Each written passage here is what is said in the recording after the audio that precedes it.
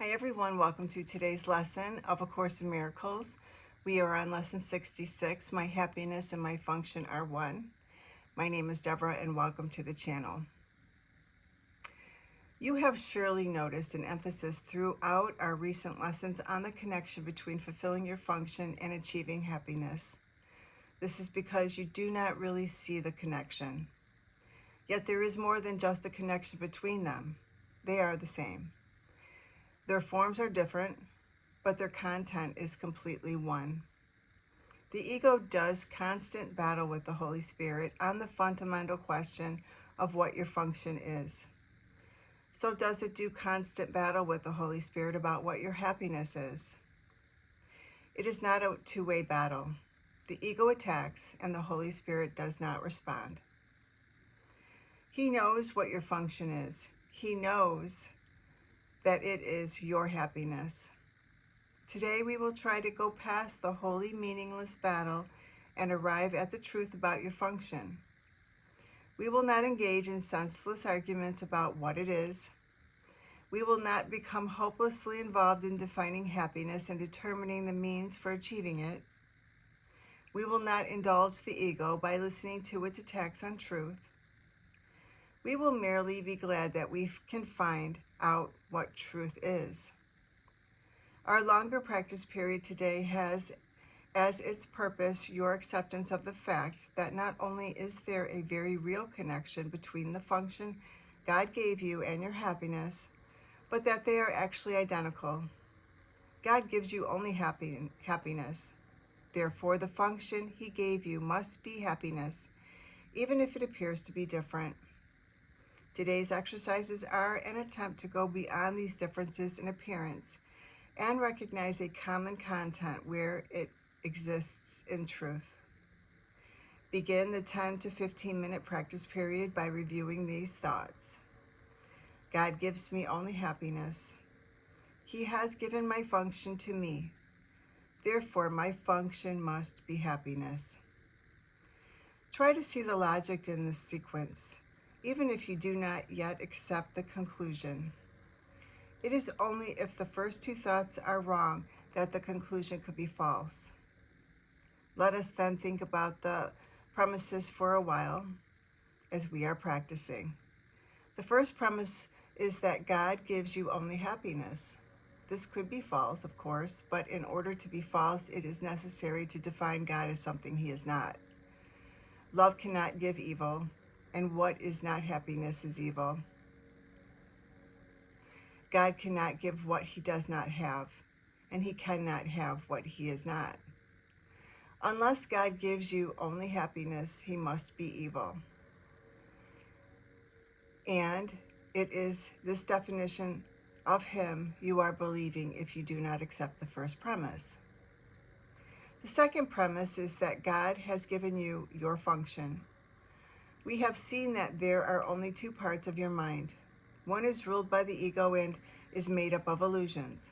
The other is the home of the Holy Spirit, where truth abides. There are no other guides but these to choose between, and no other outcomes possible as a result of your choice but the fear that the ego always engenders and the love that the Holy Spirit always offers to replace it. Thus, it must be that your function is established by God through His voice, or is made by the ego with which you have made to replace Him. Which is true? That's a question. Which is true? Unless God gave you function to you, it must be the gift of the ego. Does the ego really have gifts to give? Being itself an illusion and offering only the illusion of gifts? Think about this during the longer practice period today. Think about the many forms the illusion of your function has taken in your mind and the many ways in which you tried to find salvation under the ego's guidance. Did you find it? Were you happy? Did they bring you peace? We need great honesty today. Remember the outcomes fairly and consider also whether it is ever reasonable to expect happiness from anything the ego ever proposed. Yet the ego is the only alternative to the Holy Spirit's voice. You will listen to madness or hear the truth. Try to make this choice as you think about the premises on which our conclusion rests. We can share in this conclusion, but in no other, for God Himself shares it with us. Today's idea is another giant stride in this perception of the same as the same, and the different as different. On one side stand all illusions, all truth stands on the other. Let us try today to realize that only the truth is true.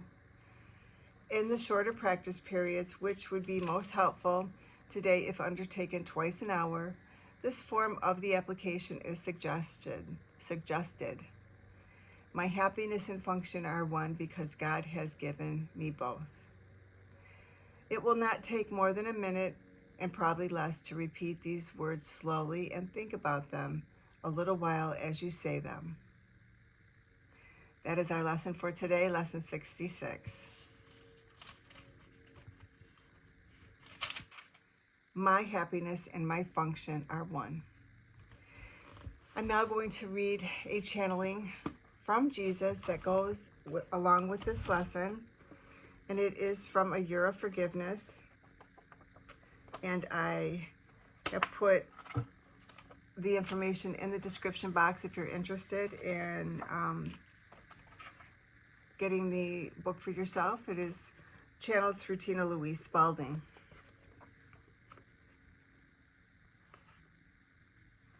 Lesson 66. Sorry. My happiness and my function are one. You are blessed beings indeed. I am that one you know as Jesus. This is a very important lesson for you to contemplate. We want you to listen to that explanation several times. We want you to realize that this is a very logical progression of conclusions. If there is such a thing as God, and that God is loving, then anything that is not loving is not God, and therefore not really built, and therefore not real but illusory. So when you go into your own experience of your world through your emotional guidance system and through your observations and these sort of things, anything that is not loving is not real. It is not of God, and you don't want it in your mind. When you see yourself as hateful or judgmental, which you will all see, and we do not curse you for that, we are merely taking you on a journey, holding your hand to show you the truth. There is nothing to be ashamed of in realizing the ego is driving your actions. This training program is necessary to bring you back into a place of alignment. The ego has been fed too much food and is too strong. The ego recedes in its importance back into a place of manageability as you begin to master these teachings. You see, you don't want what frightens you. You don't want to attack people. You don't want to deem yourself as abusing your body or abusing somebody else's body. You slowly and surely turn around on that road. There is a road, one road, and it takes you toward or away from love. As you walk away from love, you feel worse. You choose each step to take on that road. You have free will. That is why the concept of hell laid upon you is incorrect. God does not punish you. You merely have a reflection of your own inevitable choices day by day, moment by moment. There is only one road. You feel better the closer you get to love. You feel worse the further away you go from love. You choose. As you encounter unloving experiences and thoughts, you walk away from the truth. You step away from that which is whole, holy, and happening here. You are given the right information so you can make the right decisions and say, I don't want to feel fear. I don't want to feel bad. I don't want to hurt anyone else, and I don't want Oh, I want to accept my purpose, which is to be happy and in a place of peace. I have been given the means and the strange communication device, the computer, in my big blue book.